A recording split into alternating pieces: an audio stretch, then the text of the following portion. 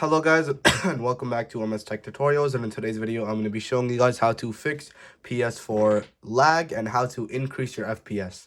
Alright, so let's get started. So the first thing you guys can do is go to settings. You're going to go to network, and then from network, first thing you guys can do is simply spam click on the connect to the internet box like 3 to 4 times. Once you're done with that, you're going to go to set up internet connection, and if you have a LAN cable, I strongly and highly recommend you to use a LAN cable instead of Wi-Fi. But if you don't, that's fine. And if you are using Wi-Fi, you're going to click use Wi-Fi. You're going to go to custom. Sorry, you're going to go to, it's custom. You're going to go to the Wi-Fi you have currently, you're using.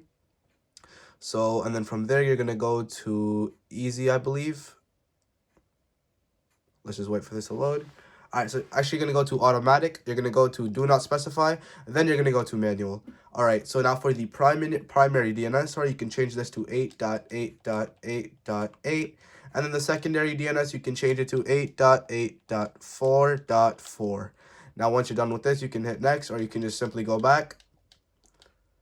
And yeah, go back. Okay, so now the second method you guys can do is you're going to turn your PS4 completely off. So turn the PS4 off.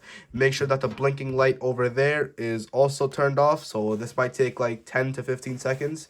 So once the PS4 has been turned off, what you're going to do is you're going to put the PS4 into safe mode. And if you don't know how to do that, don't worry, I'll show you in this video. So basically, in order to put this PS4 into safe mode, what you're going to have to do is you're going to have to hold on the power button from about 6 to 8 seconds, and you're going to hear 2 beeps. So that was the first beep.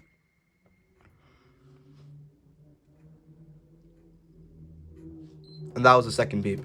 Now, once you hear the second beep, you can let go.